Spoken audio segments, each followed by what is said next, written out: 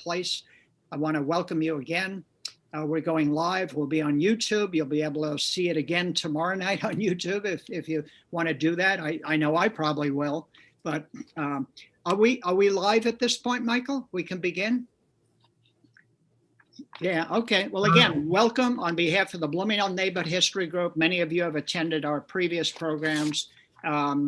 We always emphasize that we have two spectacular websites. We have upperwestsidehistory.org and we have bloomingdalehistory.com. And they feature a lot of history about the neighborhood, upcoming events, details, a blog that has history that no one else has about our very immediate, very local Bloomingdale and Morningside Heights neighborhoods. Just one of the very special features on the website is a listing of more than 1,000 buildings in our neighborhood, when they were built and the architects.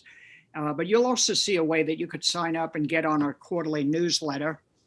And I can tell you that we're going to resume neighborhood tours on the evening of Wednesday, June 30th, starting at Strauss Park at 6 p.m. We have enough light to do that.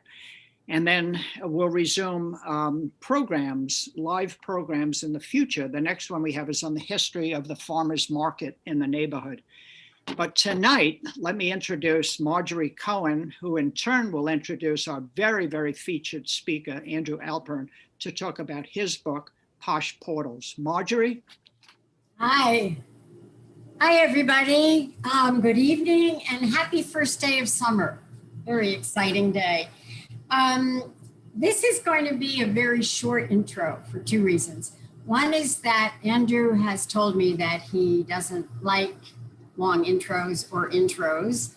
So, and also I don't want to waste time with the intro because he's got so much to tell you and so many wonderful slides to show you. So I just want to tell you that we feel as though getting Andrew to do a program for us is sort of equivalent to getting the Beatles play at your senior prom. And just by way of introduction, Andrew has written lots of articles and 11 books on architectural history. The first one was in 1975, was called Apartments for the Affluent. And many of you, I'm sure, have read his book about Dakota, which is Dakota, A History of the World's Best Known Apartment Building. But tonight's talk is going to be based on his most recent book, which is Posh Portals, Elegant Entrances and Ingratiating Egresses to Apartments for the Affluent in New York City. And it's a wonderful book.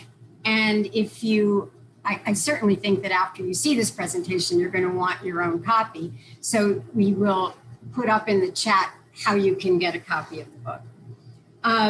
When Andrew's not researching or writing his books, his day jobs were as an architect and as a lawyer. But tonight, the aim of his program is to get you all, to help you to really see the buildings, the portals of the buildings and the buildings themselves on the Upper West Side. The buildings that you probably pass every day, may not take note of, maybe you've looked at, but don't think about that much. I think that it's fair to say that Andrew is just all about looking and seeing. So now it's just time to sit back and have a great time watching the very special program that Andrew has, and he put it together especially for us, which we are so grateful for. So, Andrew, it's all yours. Thank you. Thank you, Marjorie, very much. It's a pleasure being here, being back on the Upper West Side, even though I'm down in Chelsea physically at the moment. I am mentally on the Upper West Side, where I spent the first 24 years of my life, living on West 82nd Street.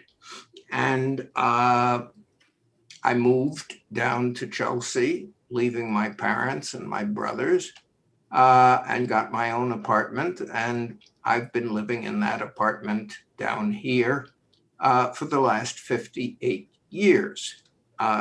Not something that too many New Yorkers do. But during that whole time, I've been enamored of the buildings of New York, which started when I was a little kid, and my father would take me around and show me the buildings and point to the interesting features. So I got to look at the buildings, and that's what I would like all of you to start doing, is really looking at the buildings, at the details, not just at the doorways, but what's surrounding the doorways, and then going up the side of the building sometimes, the embellishments to the entry. Let's see if we can pull up the, there we are. All right. The story of Posh Portals really begins 150 years ago. In the spring of 1870, the first apartment house ever built in New York for people who weren't of the lower classes. The lower classes, often called the working classes, lived in walk-up tenement houses. And the perception of living in the same building with other people was that that was a lower class way of living. So middle class and upper class people lived either in brownstones or other kinds of row houses. Sometimes they lived in hotels, or they sometimes lived in converted larger houses. But in 1870, an apartment house was built specifically for middle-class people. It was on East 18th Street. It had a front stairs and a back stairs, no elevator. And the apartments each had a room for a servant. So this was clearly not a tenement apartment. During the early 1870s, architects tried their hand at this new building form, and they weren't terribly good at it. Small investments on the part of developers, so the lot sizes were small, the apartments were small. It didn't work very well. In 1874, however, just a minute. I've got a problem here because I'm not able to move. Michael, can you help me with this? I'm trying my arrow to move to the next slide and it's not moving. Try clicking on the surface of the presentation. See if that. Clicking. No. There we are. Thank you. Sorry about that.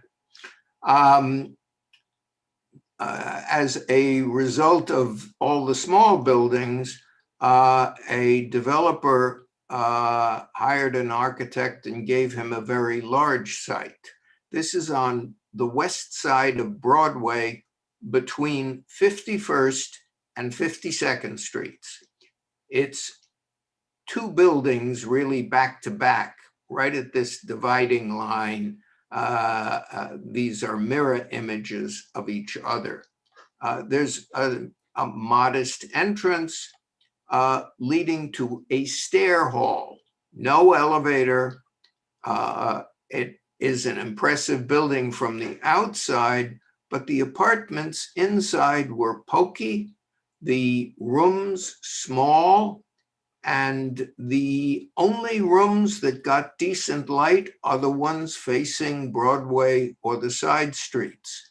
The inside apartments faced tiny little air shafts, And there were a lot of these little air shafts wherever there were internal rooms.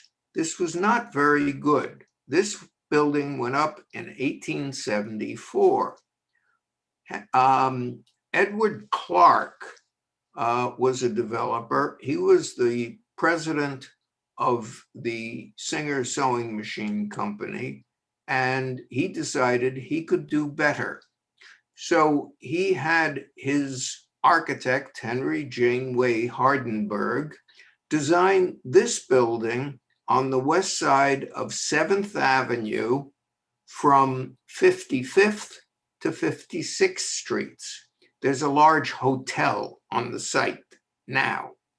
This building opened in 1876 and immediately got rented fully.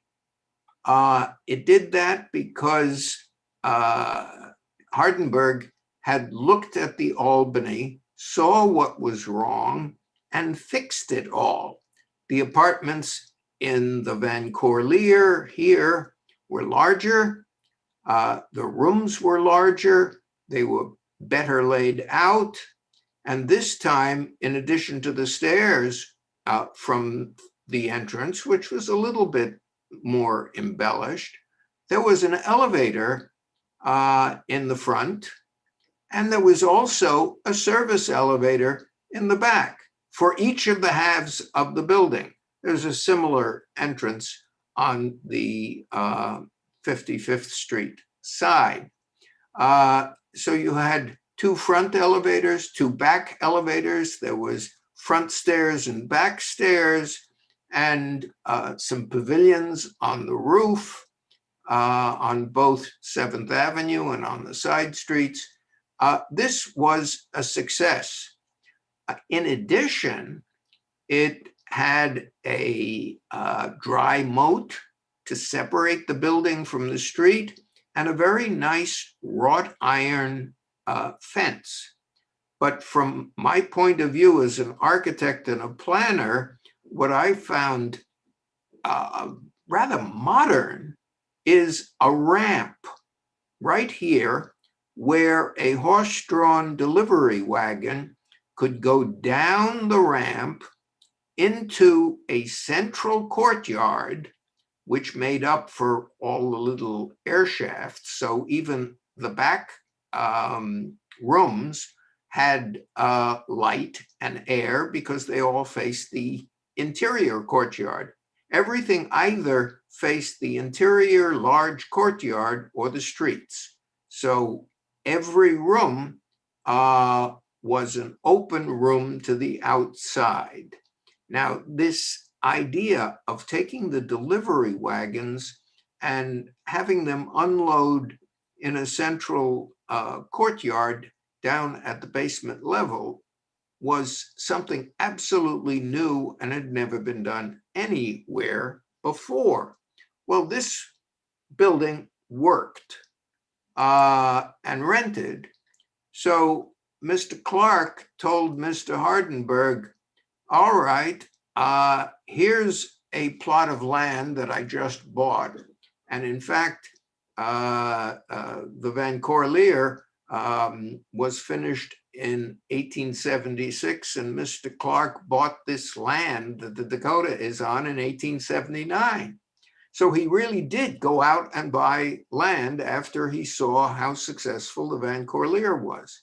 So Hardenberg then took his brief, which was on that piece of property to design the most luxurious apartment house that at least New York and maybe the entire world had ever seen.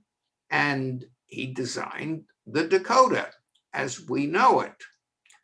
Here is a photograph that was taken in early 1884 by the architect who was, by the photographer who was sent here by the Royal Institute of British Architects to photograph the latest modern architecture in America. And this is one of the buildings that he photographed.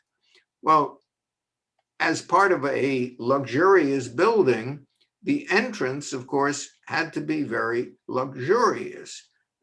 So Hardenberg designed this two-story arch to emphasize the entrance, and it was a very impressive arch to emphasize it. But the actual entry itself to the building is a one-story arch. But this is still very, very impressive, leading through very elegant wrought iron gates. And these are, in fact, the original gates from 1884 when the building opened. There's some security grills that were added to the top of it, but the basic gates are the original. In this design, part of the luxurious entry was that the carriage that you arrived in could drive in and drive around an interior courtyard, a large square courtyard, and deliver you to any one of the four elevator and stair lobbies serving the building. And you would go up in the elevator and get out at the landing on the floor that you were going to, and there would be only 2 apartments on each of those landings.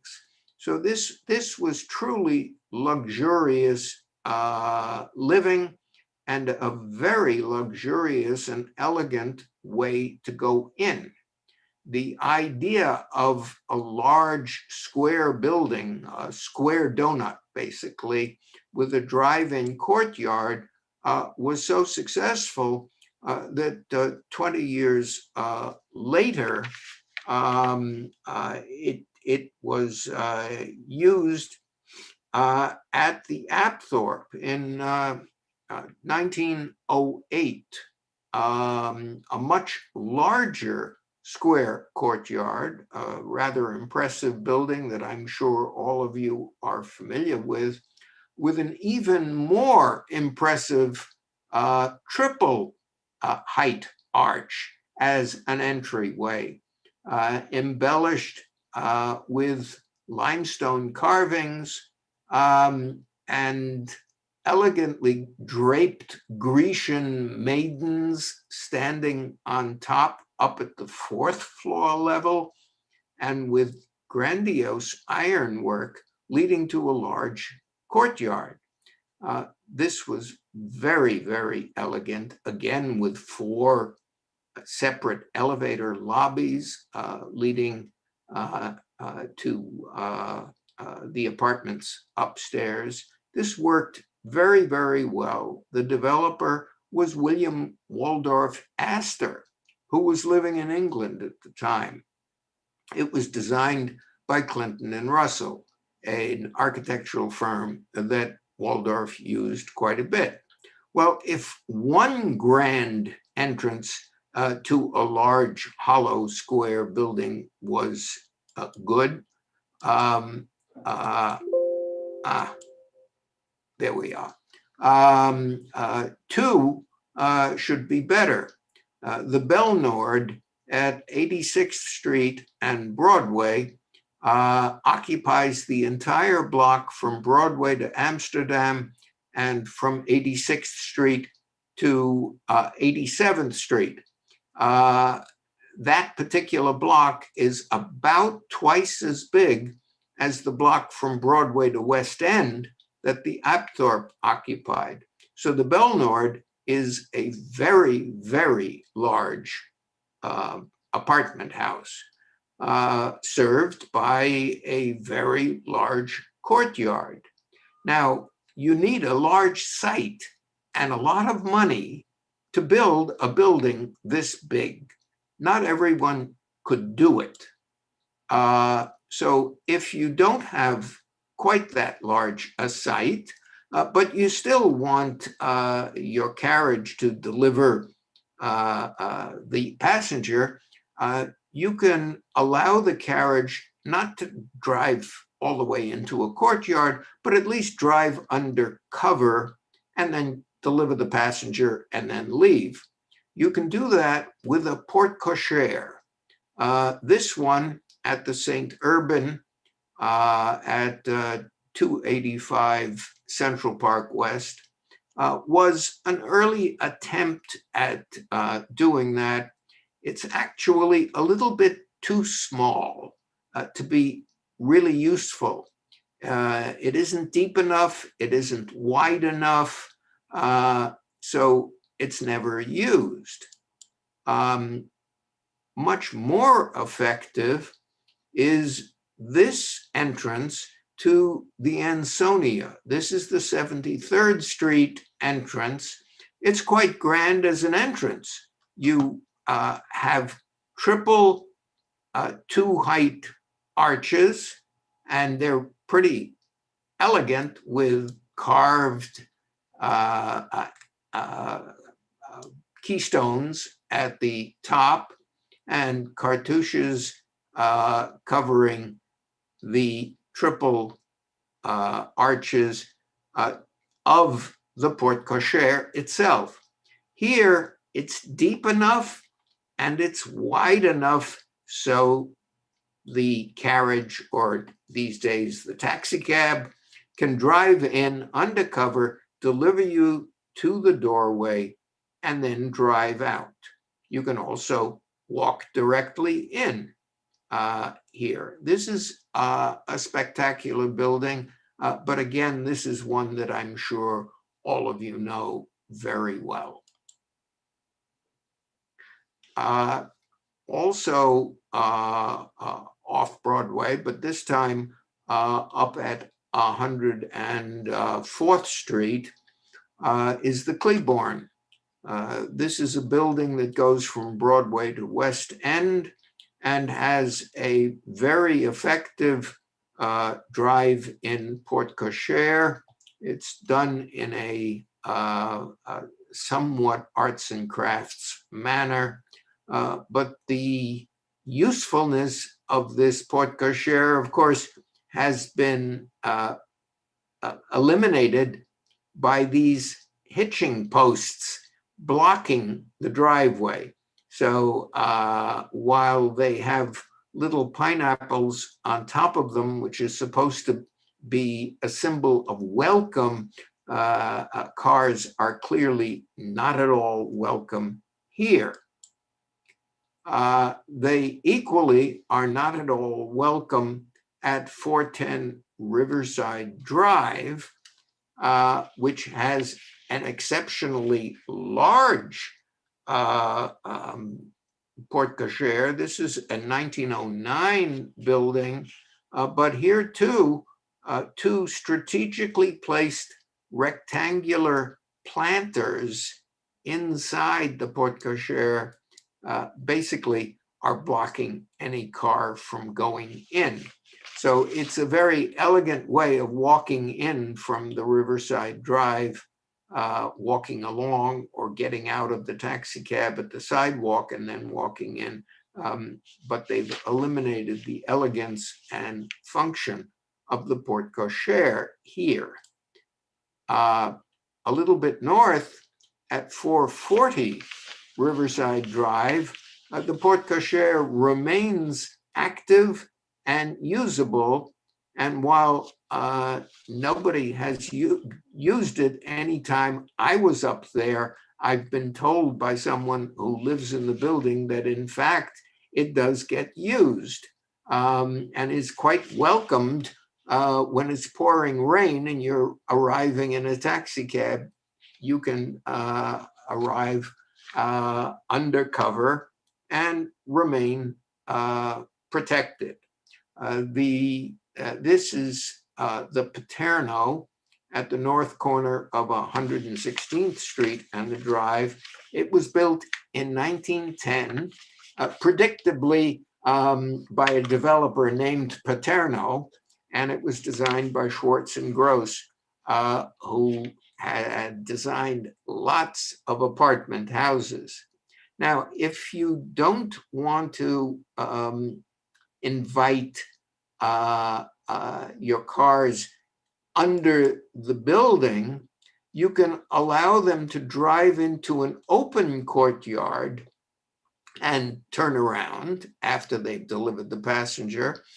That was designed into the Doralton in 1902. The Doralton is at Broadway and 71st Street. These gates would open and your carriage or your fancy new automobile could drive in and deliver the passenger.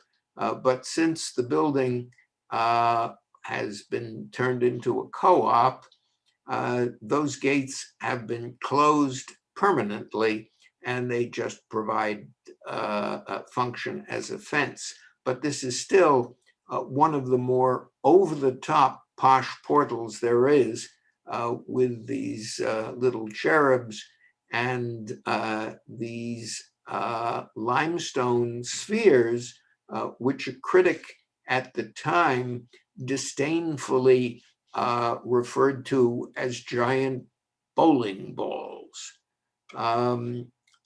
They are traditional on top of large piers, and here are slightly smaller ones on slightly smaller piers, but leading to a larger courtyard entrance for this building on 121st Street. This is Bancroft Hall, and this is quite an elegant entry to this building.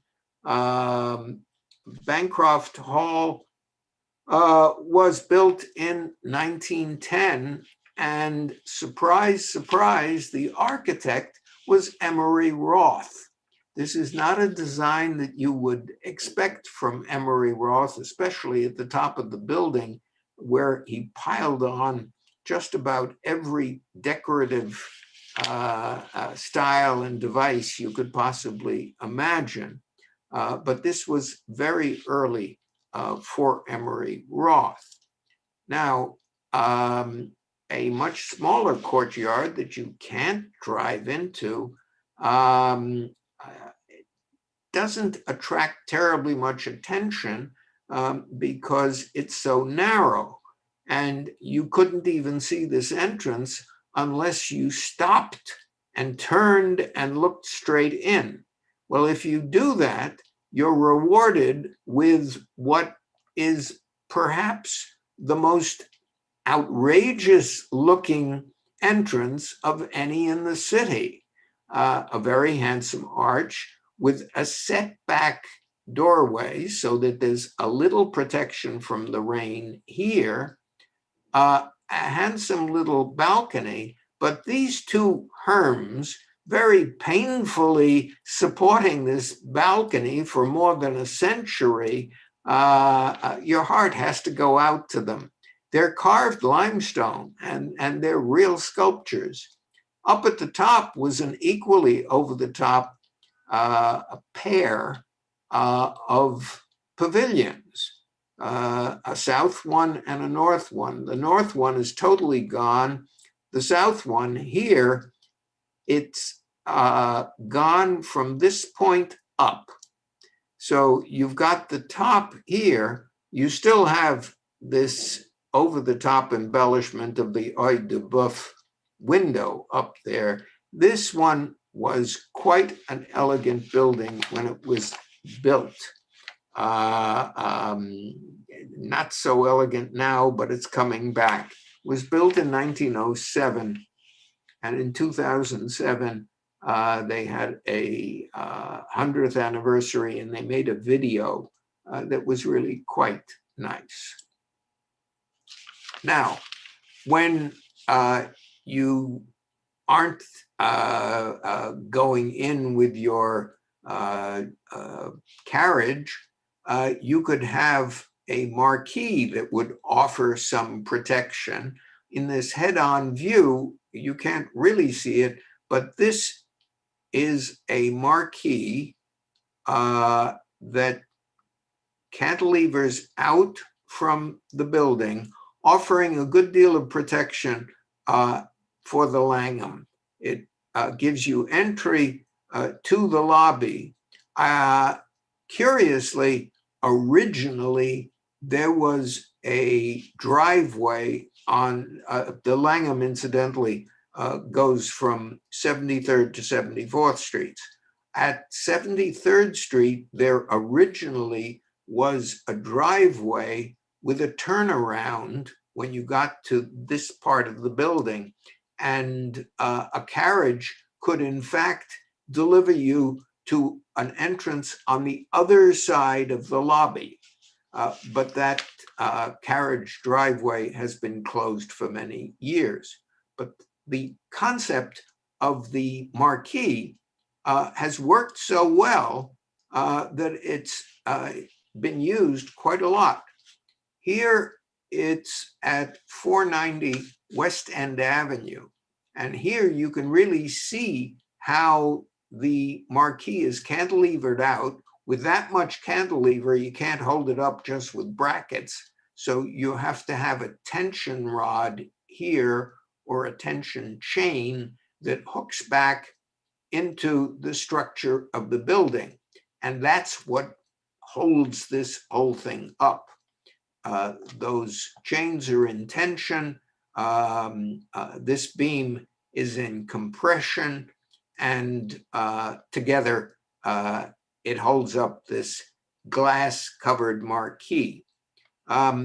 If you've got a good visual memory, try to remember this entrance. We're going to encounter this again in a few minutes. Now, right next door to 490 is 498, with an even more elaborate marquee that in this case has tension rods that are embellished with non-structural ornamentation to make them a little more interesting. This is quite nicely decorated. I like the integral lighting here. It's the only one I've seen. But interestingly enough, and I think this is probably an add-on, needless to say, there's a lot of rain that would fall and snow melting that would fall on top of this marquee. And it goes into a drain and evidently comes out here and goes down to a sewer through this pipe. Well, that pipe would never have been built originally this way. I am quite sure that the original drain on this marquee went into the building, but it no longer worked. And the cost of trying to open up the building to make it work was too much, so they stuck on this. At least if they had painted it out the same color as the limestone, it might not have been quite so objectionable. Now, those were marquees. There are other ways of embellishing an entrance. This is an entrance pavilion, triple arched, and I uncovered in a book I think the inspiration that the architect used for this entrance was this Watergate entrance to the Duke of York's palace in London that went from the Strand, where the front of the palace was and the front entrance, all the way down to the Thames.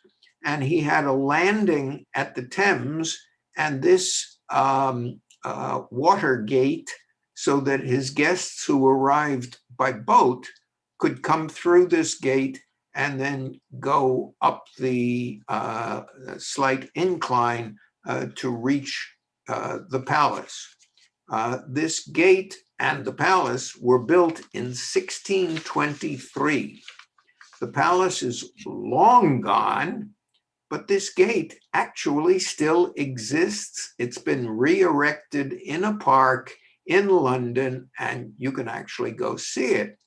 But it wasn't re-erected in 1897 when this building, the La Rochelle at the corner of Columbus Avenue and 75th Street, when that building was built. So I'm sure the architect had to have looked at this illustration out of a book, the same one that I looked at. Now, I want to call your attention to these banded columns here. Here, the column is plain, and the bands look like they are vermicelli carving, which is kind of worm-like carving. Here, the column is fluted, and the bands are plain. But you have 4 of these engaged banded columns. They tend to show up only in English architecture, but for some reason, New York architects seem to have liked them, because here they are used at the Prasada at 50 Central Park West. The architect of this building emphasized the entrance considerably more by making the columns 2 stories high, putting a great grand entablature up there, giving a set of stairs to get to the entrance, and a porch with curved walls at the 2 sides. This is a very grand, elegant entrance, so I can't understand why the dog has decided to abandon it and go off on his own, but I see the doorman has the same problem. Right up Central Park West, if you walk all the way up to 75th Street, you'll find the Kenilworth at 151. It's almost the same with banded columns, engaged columns, and an impressive entablature. But here, the side columns, the 2 outside ones, have been converted into flat pilasters with plain banding instead of decorative banding. This is in addition to a rather elegant entrance and some stairs, and the building itself is separated by a dry moat. But we're looking at the moment at the entrance. And then if you go over to 79th Street and Amsterdam Avenue, you'll find the same thing. Fancy decorated bands, 2 stories high, an embellishment, and pilasters at the sides. But look at the elaborate carving here and up here with wrought iron railings, and then it goes further up to here, and all the way up at the top, you've got still more with a pair of urns with finials on them. And then he goes one step further and puts keystones in the spandrels up to the 5th floor. This is over the top, grandiose architecture for the Hotel Lucerne in 1904. Well, our artist has painted what is there today. And if you compare the 2, the only thing missing is the lantern, which would have gotten in the way of the awning. And the only thing added is the flag. Never mind the 2 people there. Everything else is still there, including the ironwork. This is an astounding job of something still, I'm losing the word, I can't find it. But it has lasted here and needed only minimal restoration. This is all terracotta and brick. And when you see this on the full facade, it is very, very impressive.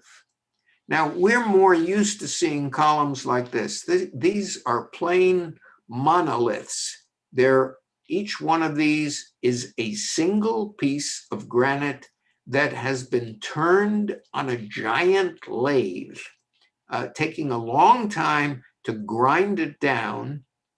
And we pass it off and we walk past it and we don't even think about it. But look at these columns and imagine how they had to be constructed.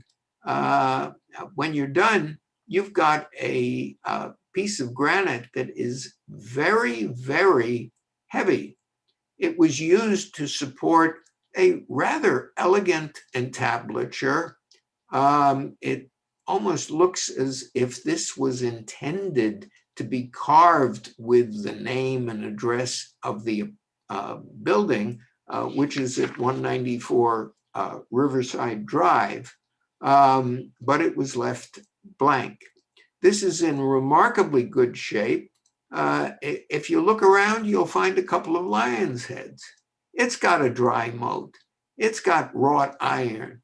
There's a lot going on here. It even has some stained glass on the windows, but you need to look and see it. A little further north at 214 Riverside Drive, the entrance also has a pair of columns. These are probably granite. I haven't been close enough to see, but this is a very grandiose porch that has made the act of entering this building much more important than just going through these doors. This is when it was new. At some point, this entire cornice and balustrade came off, and just a few years ago, a simplified cornice was put back on again. And this building also has been turned into a co-op. Here again, the surprise architect was Emery Roth. Now, when an architect turns to France for his inspiration, things get a little fancier. The French tend to do that with architecture, where the English like to be a little more reticent. This is the Manhasset from 107th to 108th Streets. It is two buildings glued together back to back. Only this case, they're not mirror images at all. There are smaller apartments in the north section than there are in the south section. At least there originally were. Those apartments, most of them were cut up and the building deteriorated. Then it was bought and turned into a co-op. Many of the apartments were put back together again, but in a different form. So the floor plans are quite different. But this is a very interesting building. If you look at this, you'll see that at this floor, the brickwork changes, and it seems to be getting ready to stop. And there's a cornice. So you would think the building would stop here. Well, it did when the builder went bankrupt. So it sat there for a couple of years until another builder came along with another architect, and he added another floor in slightly lighter colored brick. And then he built a mansard roof with two more floors. So by the time the building opened, it had three more floors than it did originally.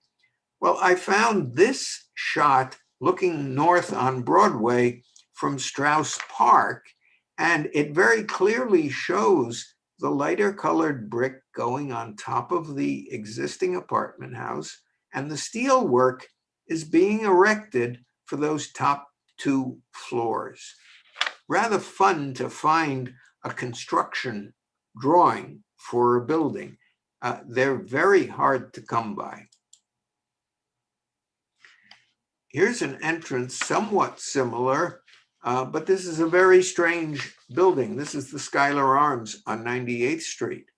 A very grandiose porch with double columns on each side, an entablature, a balustrade, more of these bowling balls, and then grandiose embellishment up at the third floor with what looks like the rostrum of the bow of a ship.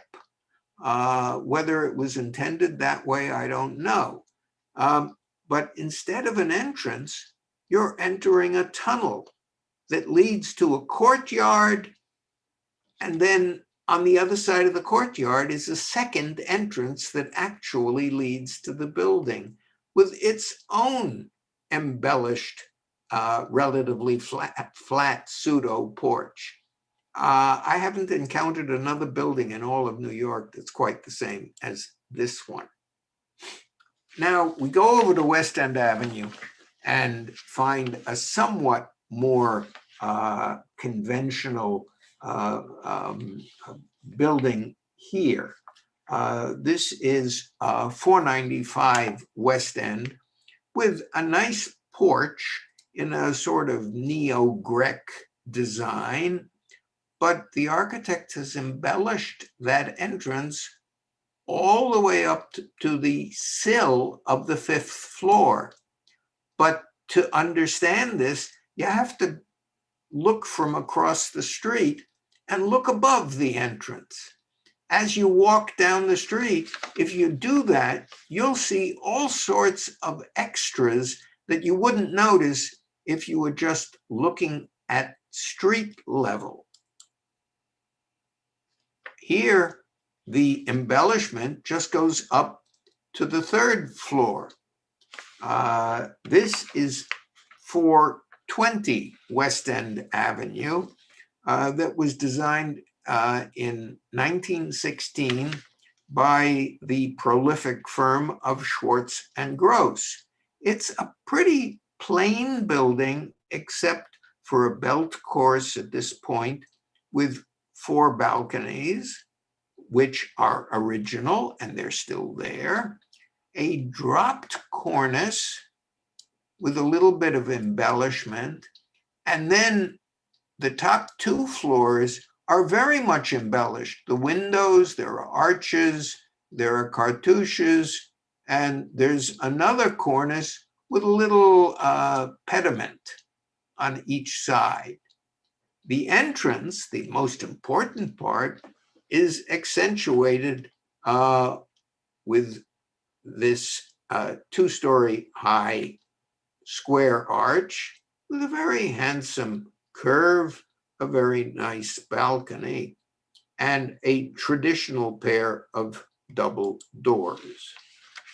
Now, across the street, and this is where I hope your memory will serve you, this is 325 West End. If you look carefully at this arch, square arch with its 2 columns, it's the identical entrance to what we saw at 490 West End Avenue.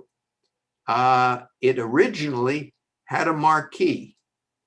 There are indications here that tell me there was a marquee. I haven't been able to find a picture of it, but presumably it probably looked identical to the marquee that is existing at 490. They probably took it down at the same time that they installed the canvas awning here.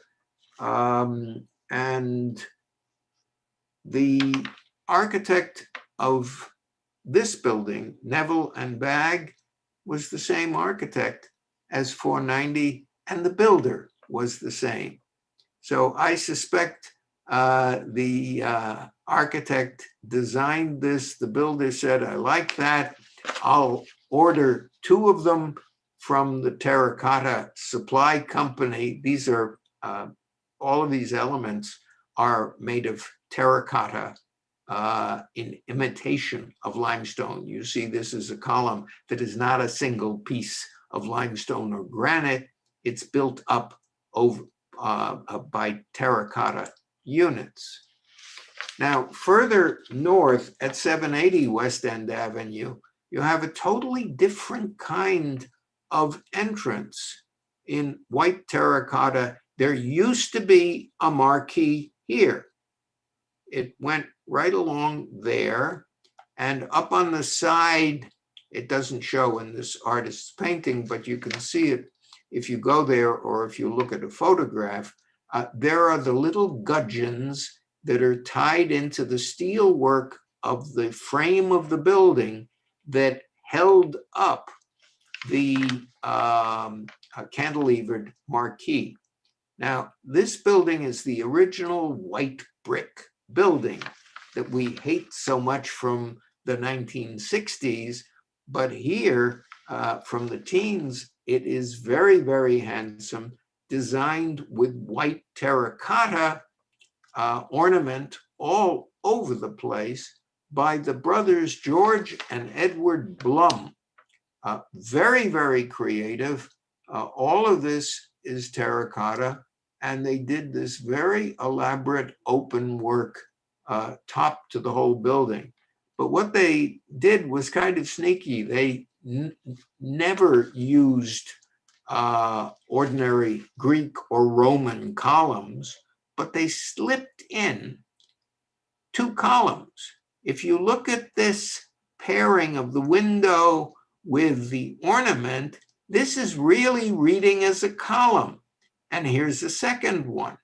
And these 2 balconies form the capital on the column.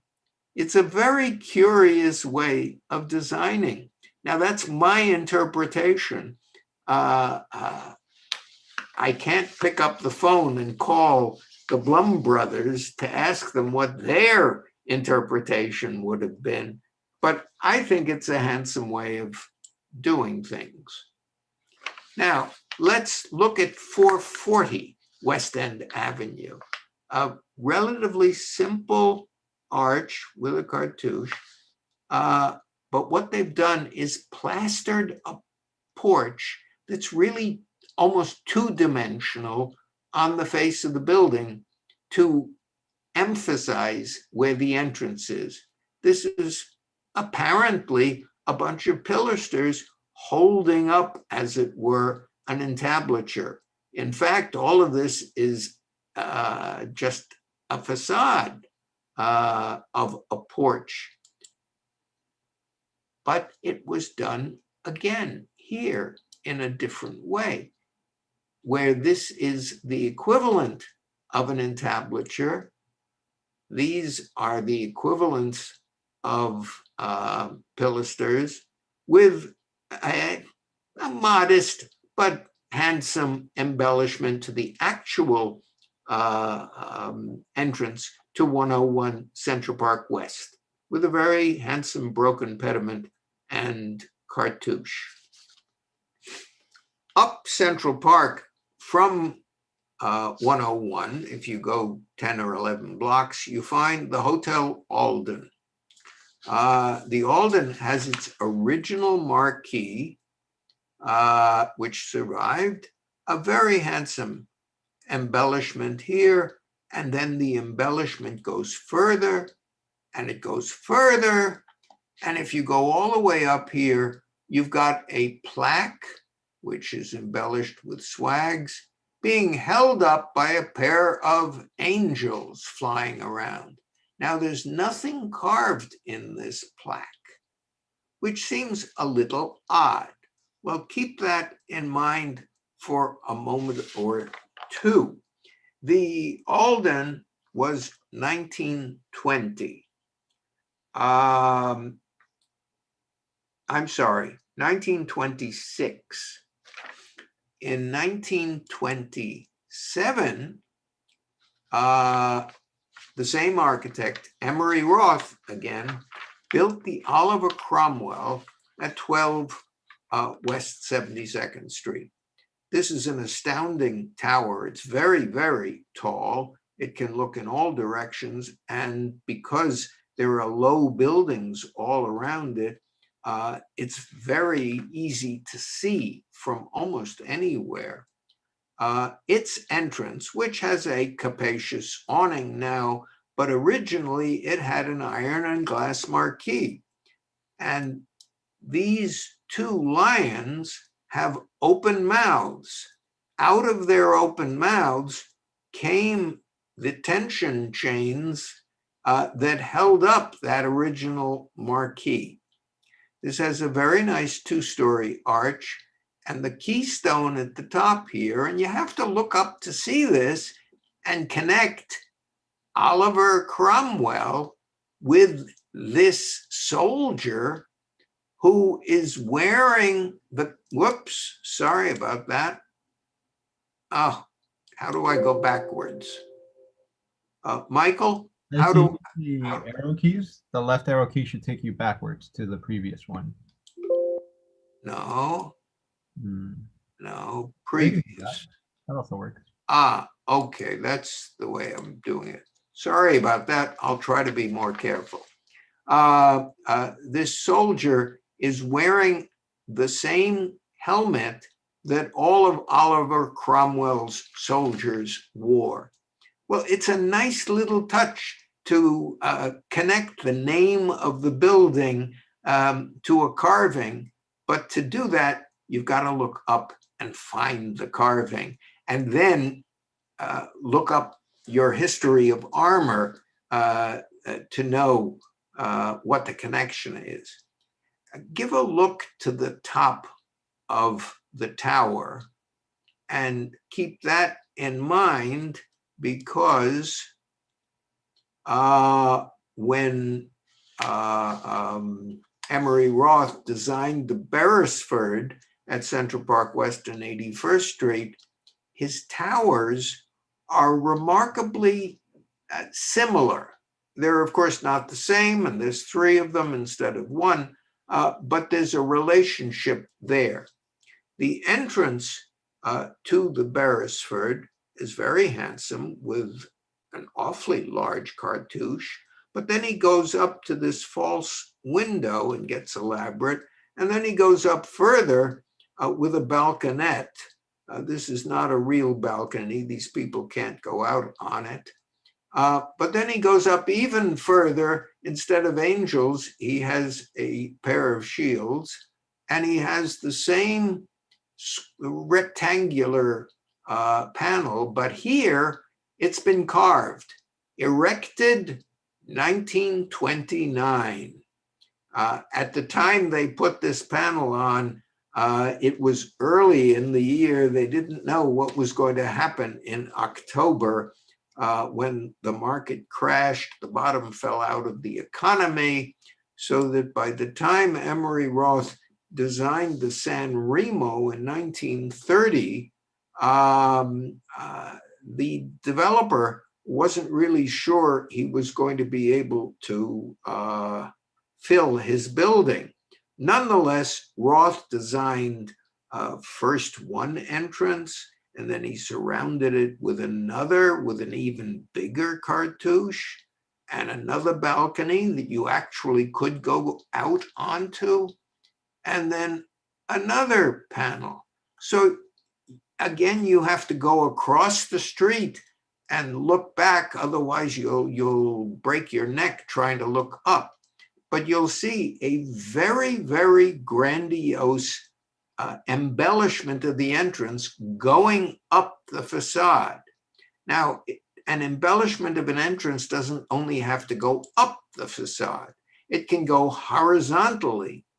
Here at 300 Central Park West, the El Dorado, the embellishment is horizontal. So you don't have to crick your neck to see it, although it's sort of nice to look at some of this little extra carving put in. This is Art Deco, very nicely done, with enfranements all the way up to the second floor, and embossed or carved. I have no idea how they made these, but all of this is some metal.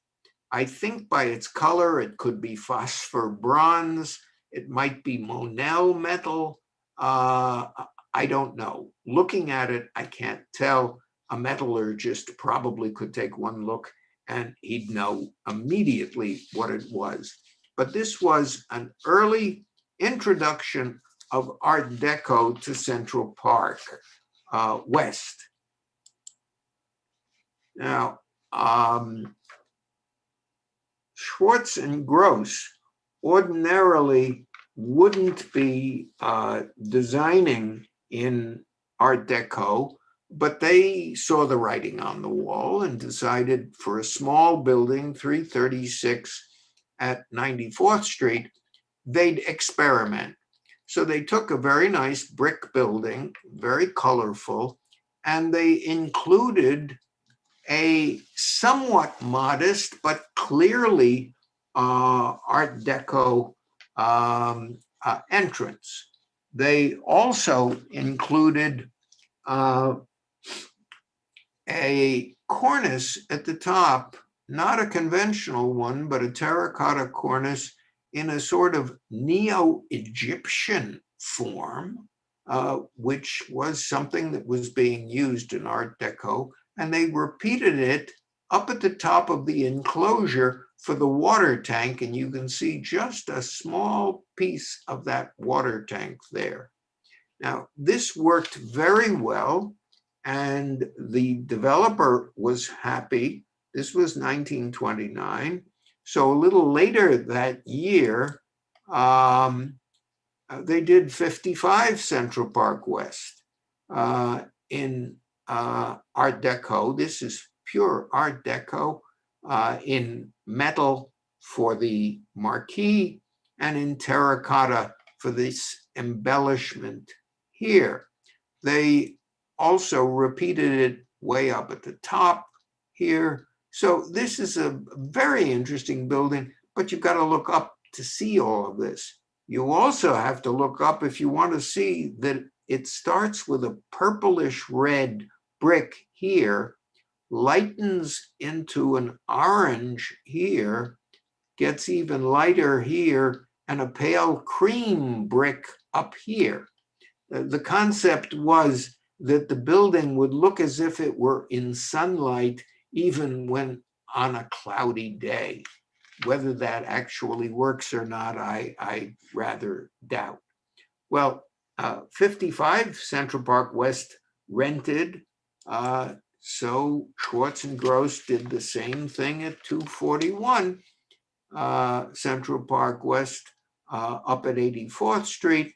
A little different design, but conceptually it was similar in terracotta, repeating the same terracotta way up at the top.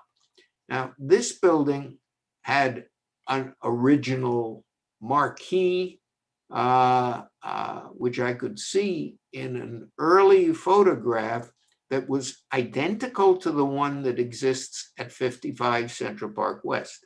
But at some point, I don't know when, that marquee was removed or fell down if the maintenance was really bad, and an awning was put in. Our artist has commented on the occupants of the building.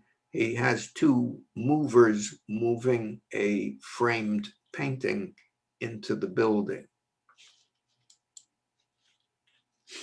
Now, another entrance in Art Deco is in a building that's curiously schizophrenic.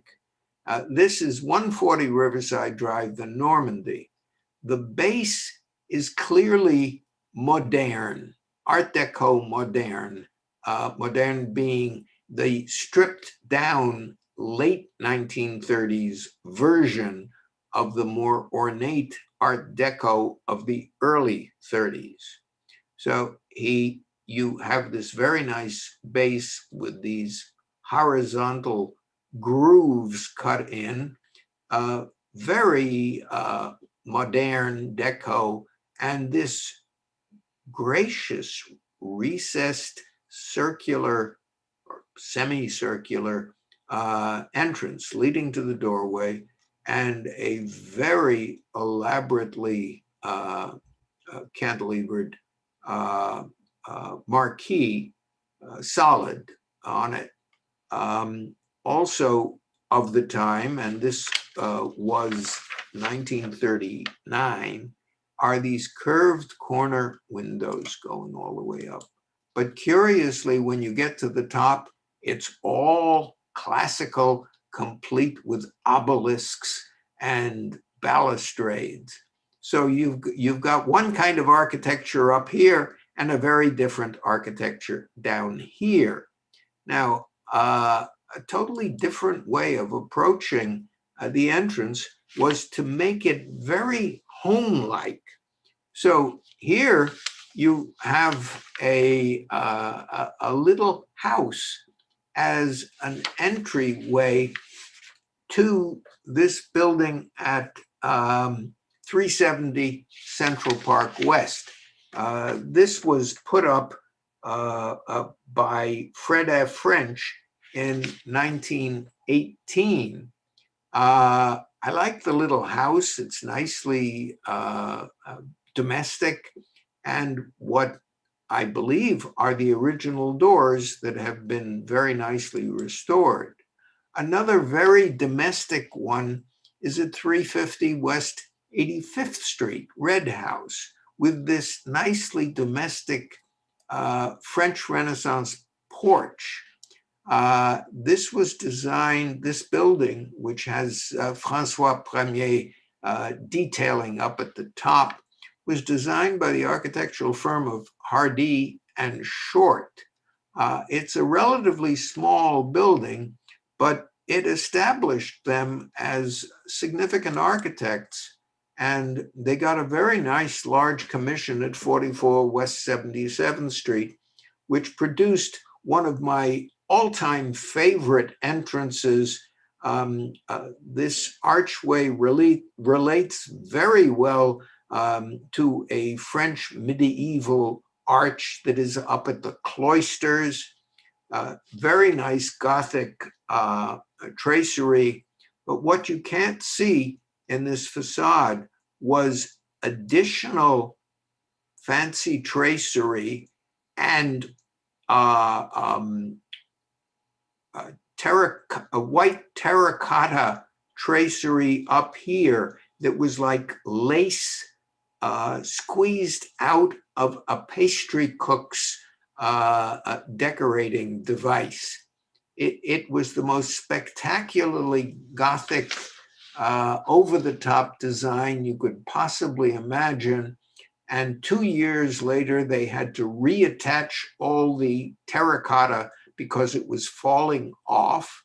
And then in 1940, 45 or 46, I was very young, so I don't remember for sure. The terracotta completely failed and they had to remove it.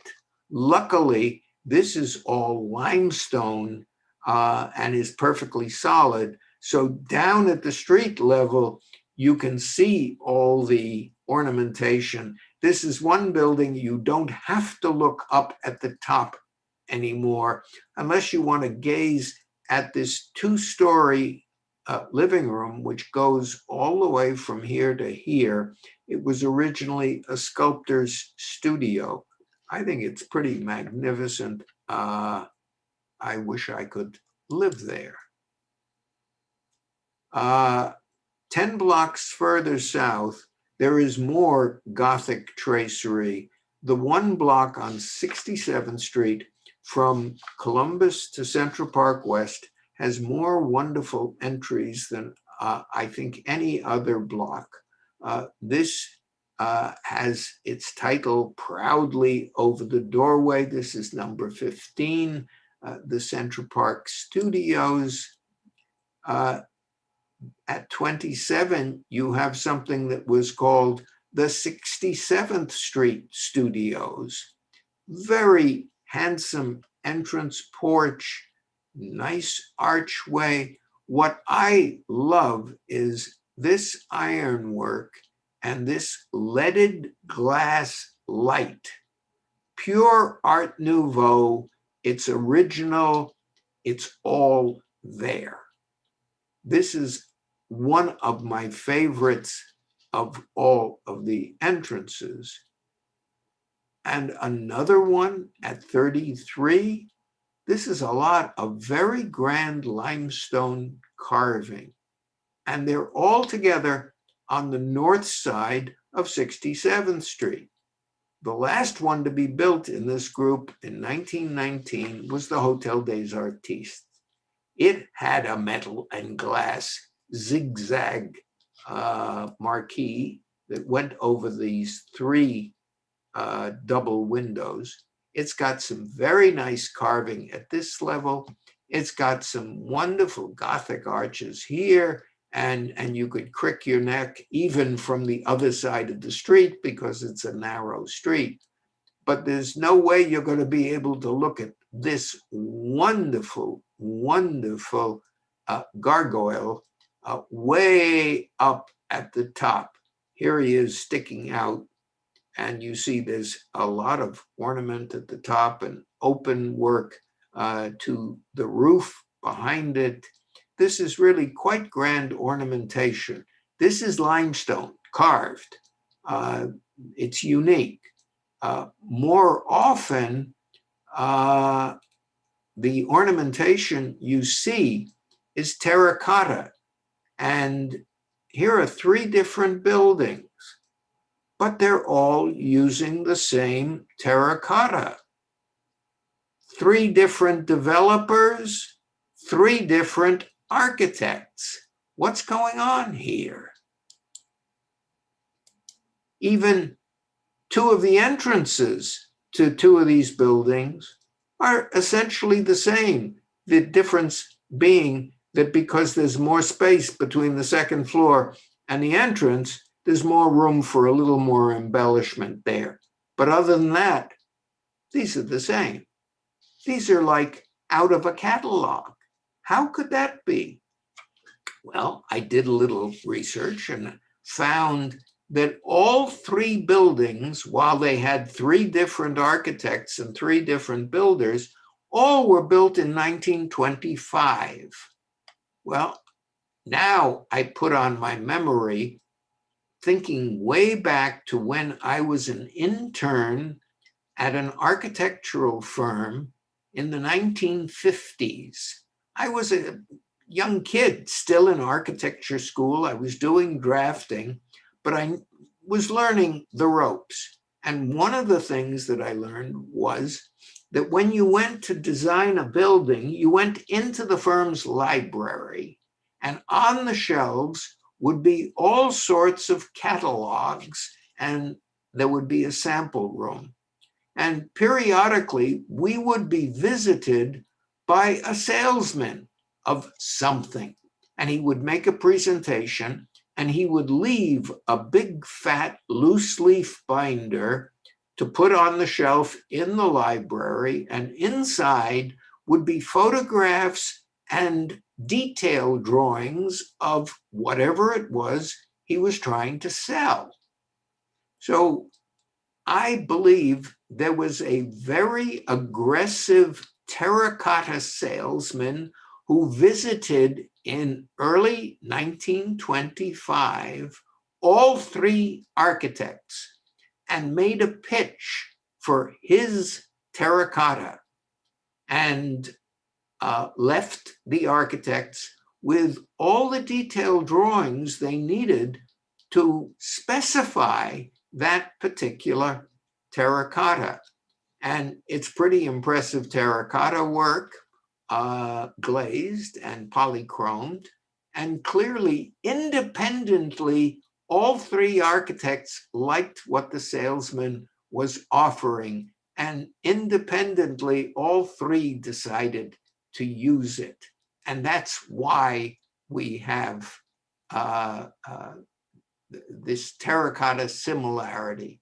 But again, you would only notice this if you look up, and you also snap a picture so that the image of what you're looking at registers on your mental hard drive. Thank you.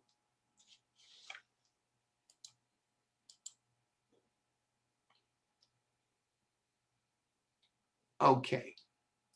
Now that I've gone through that, goodness, this took much longer than I expected. I hope that's okay. Well, we seem to have gained an awful lot of people, so I guess that's okay. I think everyone. I'm open to questions. All right. So if anyone has any questions, feel free to put it on the chat or on the Q&A, and I will begin to ask them. Something from earlier, Andrew. Someone wanted to know, it was either the Dakota or the Alpern, where that building was located. Wait a minute, you said, where is the Dakota located and where is the Alpern? The Right. Dakota is on the corner of 72nd Street and Central Park West. It goes up to 73rd Street as well. The Alpern is on the west side of Broadway between 78th and 79th Streets, and it extends all the way to West End Avenue. All right, let's see. Someone was wondering if you had any insight towards the Emery Roth building on 82nd on West 82nd Street, but if not, that's fine.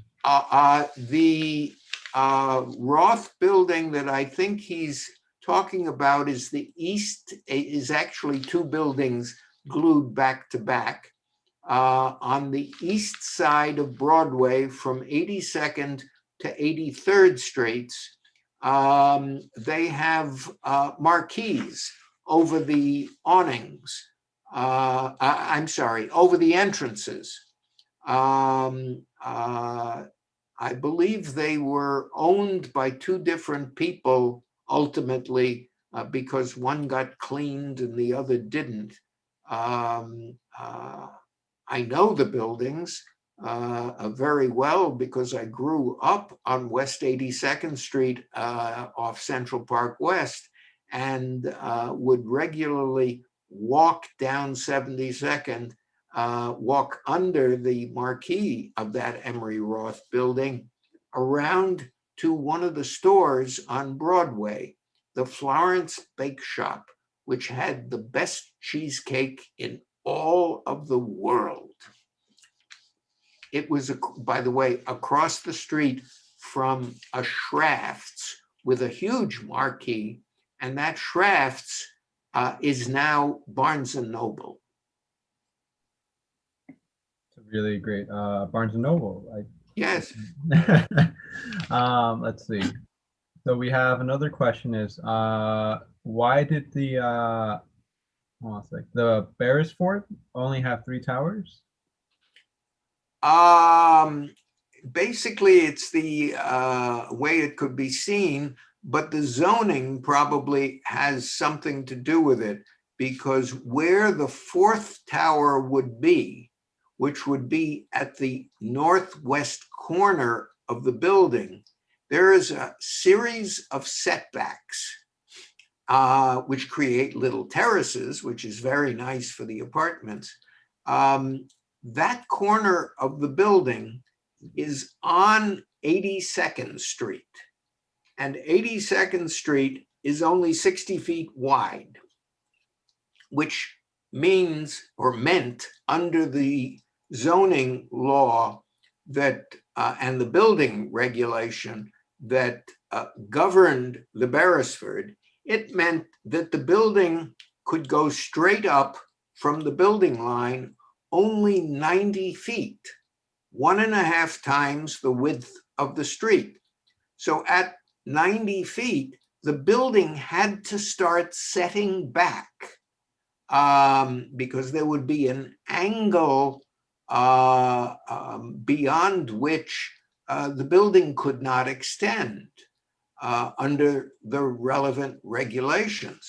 Well, that meant that by the time you got up to the level of those towers, the tower would be floating in midair. There'd be nothing to support it.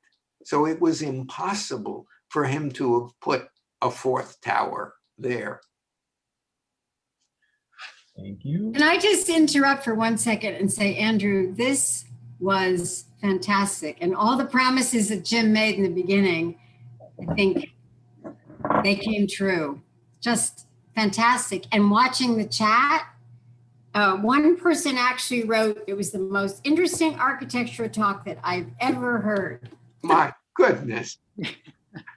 Thank you very, very much. Thank you. Well, I have, as I said, an attachment to the Upper West Side.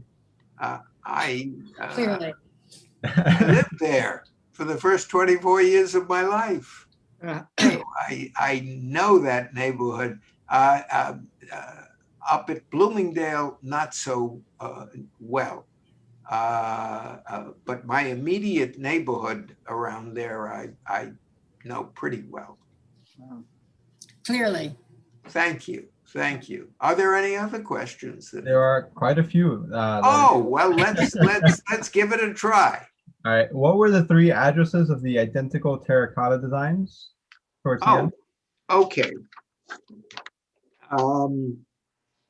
That was Schwartz and Gross, right? No, the three on the one slide, Yeah. that were those arcades. One was the one at the top is 243 West End Avenue. That's Emery Roth again. The one at the left was 147 West 79th Street, and that's J.M. Felsen. And then the one at the right is 52 Riverside Drive by Deutsch and Schneider. The 2 entrances, the one on the left was the Felsen 147 West 79th, and the entrance on the right, Deutsch and Schneider's 52 Riverside Drive. So they were all near each other. You'd have to have a pretty good memory and do quite a wandering around the street to notice them. But those arcades, you wouldn't notice unless you looked up, because they're up about the 3rd or the 4th floor. But then if you look all the way up, you'll find in at least 2 of them, and possibly 3, I don't remember, a repeat of the same terracotta arcade way up almost to the top of the building. You can see that best on 79th Street because it's a wide street.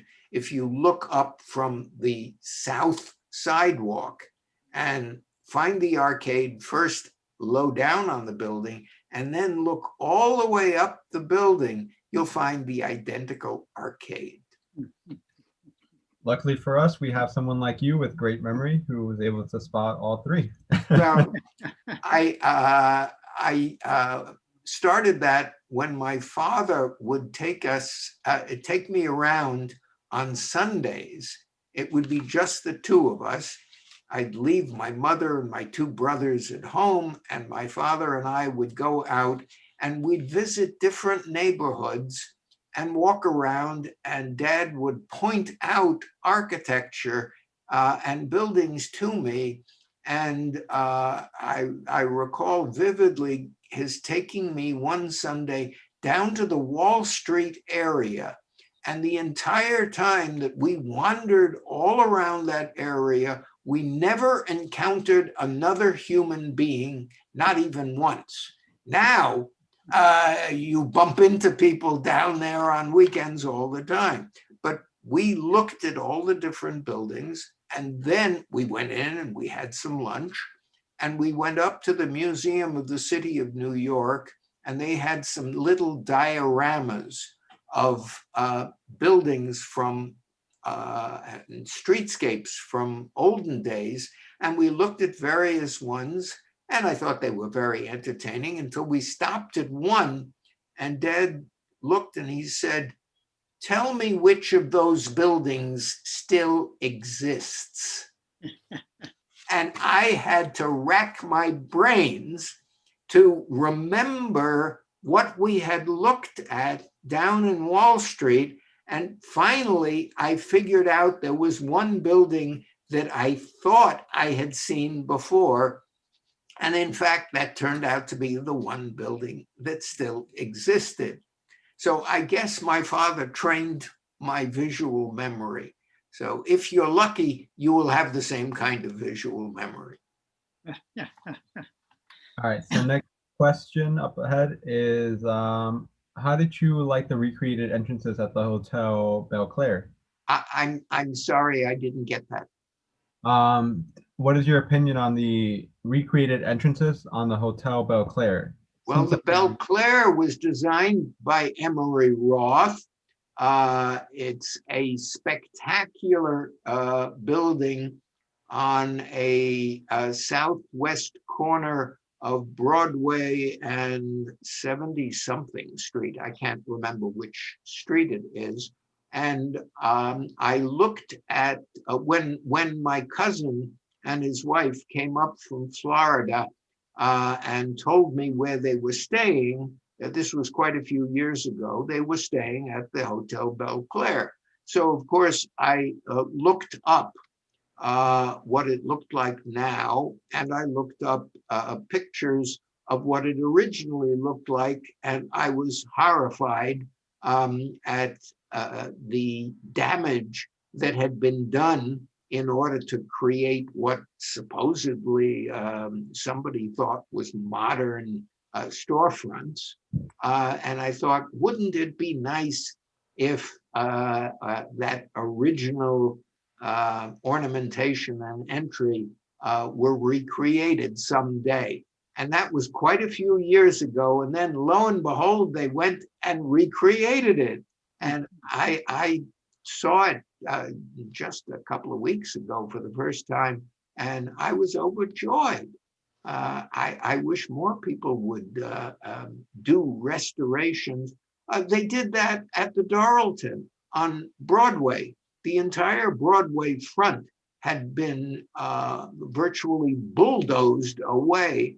There was, if I remember, a huge supermarket there that took up most of the Broadway facade and something else next to it.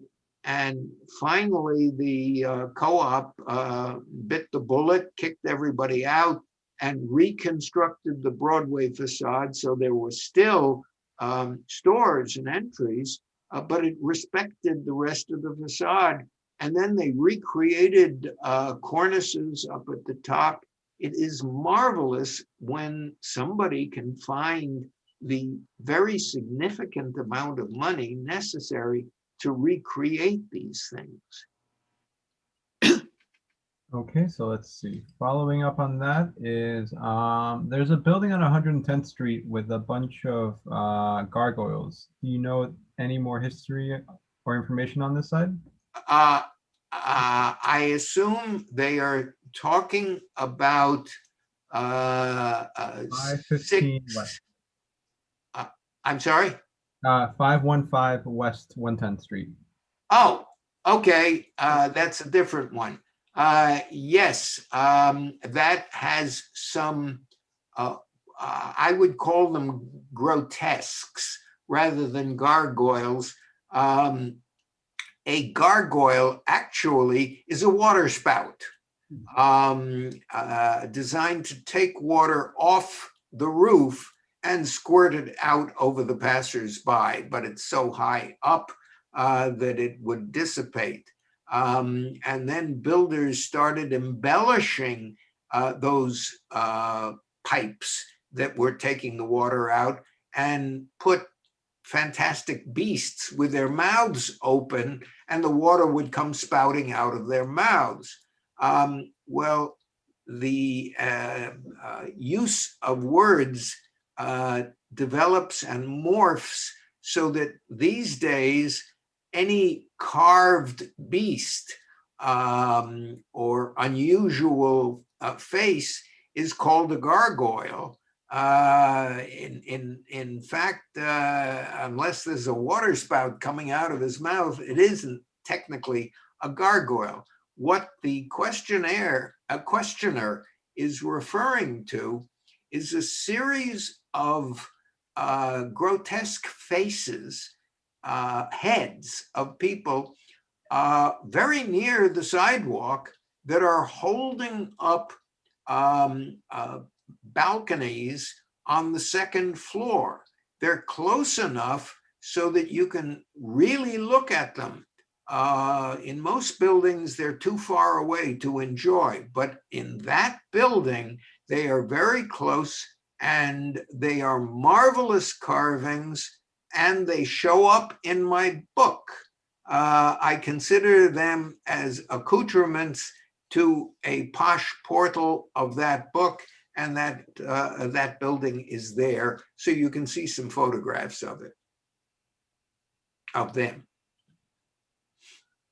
Someone wanted Andrew, to, could I, excuse go me, ahead. could I just ask a question? Because I'm thinking about in your book, you have some modern buildings and portals that you think are particularly beautiful. Yes. On the Upper West Side, are there any you could cite that are new? I mean, new within 10, 20 years that you think are? I didn't find any. There are so many new buildings being built at this point, including a rather fantastic one with incredible cantilevers at, I think, 91st Street. That I saw very briefly and found hard to believe until I read an explanation. There's a whole separate book to be written about the most modern ones. I haven't walked around the Upper West Side enough to be able to find them. The few modern ones that I put into the book are either way downtown or on the east side. I think the best one is on East 79th Street at 135 East 79th Street. It's a rather astoundingly good building for a variety of reasons. Bob Stern's, just barely the Upper West Side, Bob Stern's building at 15 Central Park West is a very impressive one.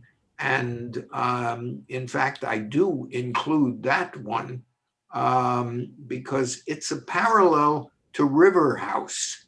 It has an entry, a very large entry courtyard, and you can enter the building from there, but it also has an entrance on Central Park West. But the parallel to River House is that Bob designed the enframements of the doors and some of the windows of that courtyard to exactly the same profile that you find on River House. He's not above stealing from the masters. He did that with an entrance to a building he built not very long ago on East End Avenue, where its entrance is a reprise of the entrance that Rosario Candela designed for 770 Park Avenue in 1930. But it's a whole lot better than what everybody else has been doing. And I don't care if he steals from the masters. He's a master himself, and he's designed some wonderful, wonderful buildings. Michael, are there many more? Some more? So I'm gonna answer maybe 3 more questions, and then I'll possibly pick on 2 people to see, they have their hand raised to see if they wanted to say something. Okay. Or maybe I'll just talk on one person that has their hand raised for a while. John Okay. Berger, if you still have your hand raised, or Richard Thebe. Um, you guys can now speak, I think. If not, then we can go back to questions. Okay. All right. One question was the Park West Village apartment buildings won an architectural award when built. And where do you know if they can find any more information about this and where they could find it? The Park West Village was built in two sections. I think the ones on Central Park West, the four of them, they're four brick slabs. I believe they were built first, and then the additional brick slabs over around Columbus Avenue were built, I think, 2 or 3 years later. How those buildings could win awards for anything boggles the mind. Everything about them is wrong from our viewpoint. However, at the time, they offered open views, very nice landscaping, or at least they promised nice landscaping. I don't think it ever really happened. And the layouts of the apartments were good. I found them eminently boring. They certainly don't have posh portals by any means. They are not anything that I would focus on. There is information. I seem to recall having seen on the internet a reproduction of an original brochure. You might go to the Columbia University Avery Library website. They have a very large collection of apartment house brochures, to which I made a very large addition a number of years ago.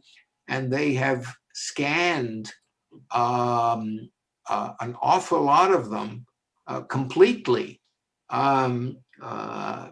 So you can see all the different floor plans and elevations and read the purple prose that the developers put into these brochures.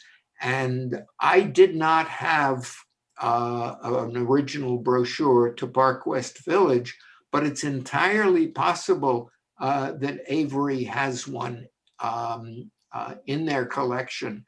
And if they do, you could get scans of, or at least see scans of all of the pages. All right. So 2 more questions, and I think we'll start wrapping up the night. Someone wanted to know your opinions on 25 Central Park West. Could you come close to the microphone? I didn't catch that. Yeah, so someone wanted to know your opinions on 25 Central Park West. 25 Central Park West, the Century, was built by Mr. Channon and his organization, and the designer was Jacques Delamare. It was built in 1931, and it was built as a response to the Depression. The market that was being aimed for were people who could no longer afford to live in large apartments, but they still wanted to live graciously in smaller quarters.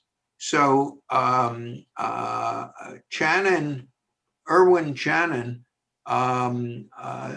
instructed Mr. Delamar to design the apartments small, but somehow make them feel still very gracious and try and blunt the pain of these people having to downsize. So he introduced terraces for one-bedroom apartments. He had a line of one-bedroom duplexes. The bedroom was a floor above the living room. It felt much, much bigger. He had 52 different layouts of apartments in that building. And along with reducing the size of everything and the size of the apartments, he realized that the people would have to get rid of a lot of furniture and get smaller furniture. So he decided, I'm going to design this dramatically in the new cutting edge Art Deco style, so that the shift from a large apartment to a small apartment would be accompanied by a total shift in the visual decor. So it could be looked on as we are modernizing, we're not downsizing, and make the people feel good. So that as a result, although it has one of the plainest entrances of all of the buildings there, it's a single entrance in the middle of the Central Park West facade that's only 1 story high. It also has entrances to its huge U-shaped lobby, has entrances on the side streets. And now that it's been restored, if you go in, you will find terrazzo in over-the-top magnificent Art Deco patterns. The walls of the lobby have been restored and embellished so they would look as if everything was carefully preserved from the original days. Even the furniture that they put in looks as if it could have been the original furniture. So finally, the Century has come back as an Art Deco masterpiece. Of course, up at the top, this is a case where it's not the entrance that you look at, it's way up at the top, especially from behind. If you can see the top of the building from Broadway, and you look at the whole, the tout ensemble, it's a magnificent building. Thank you so much. So final question is, how many, there are many buildings between 98th Street to 108th Street and that have many wonderful ornamentations. Do you know any of the history of these relatively modest neighborhood facades? Boy, you've covered many, many blocks. I have no idea what specific buildings you're talking about, but I have walked those upper blocks. And there is indeed an awful lot of handsome ornamentation on buildings that are maybe 8 stories high, 10 stories high, not large ones, but smaller ones, because that was the standard. That's what you did. You wouldn't rent your building if it didn't have some decoration and ornament on it. And if the building is a building that is not the sort that's going to lend itself to being altered in any major way, as long as it's reasonably maintained and the installation was done reasonably well, that ornamentation will stay. And even some really handsome ironwork. I walked a couple of blocks and been astounded at some of the wrought iron fencing that is still there. In this day and age, when things get ripped out and modernized, it's such a pleasure to find early 20th century architectural decoration that has survived. That's the advantage of having a historic district under the control of the Landmarks Preservation Commission, that any changes have to be appropriate and approved.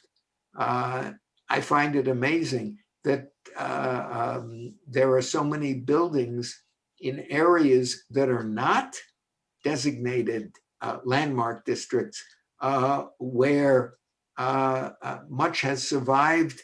And these days now, some of the improvements are actually worthy of approval by the Landmarks Commission, even though they didn't have to be passed by it. Wow. Well, Andrew, let me thank you on behalf of the Bloomingdale Neighborhood History Group. Let me also thank Michael and Marjorie for doing such wonderful work here also. And Andrew, the number of people that watched you tonight is testimony enough to the popularity of you in particular. And more people are going to discover your book. And again, we've given information, but if you go to Amazon or Barnes & Noble, you'll find Andrew's book, Posh Portals, readily available. I treasure my copy. It's now my favorite book in my life. Thank you. Thank you. We can't say it enough. Thank you, thank you, thank you. Well, thank you for the opportunity to carry the flag for what I preach to everyone is look at New York's architecture. We have a treasure house of wonderful buildings in this city. Yes, we have some god-awful ones too, but you can ignore them. It's the same way with people. We have some awful people and some wonderful people. So if you are selective in your friends, be just as selective in looking and finding those wonderful buildings, and do look up, but be careful where you are before you look up. Stand aside. There's nothing worse than a tourist from out of town who stops dead in the middle of the sidewalk and looks up, and he's pointing to tell his partner what he's seeing, but he's also blocking everybody else. As New Yorkers, we don't do that. So move to the side and then look up and enjoy the architecture. Thank you so much. Thanks, William. We hope to see you again soon. That would be a pleasure. Oh, wonderful. Good night.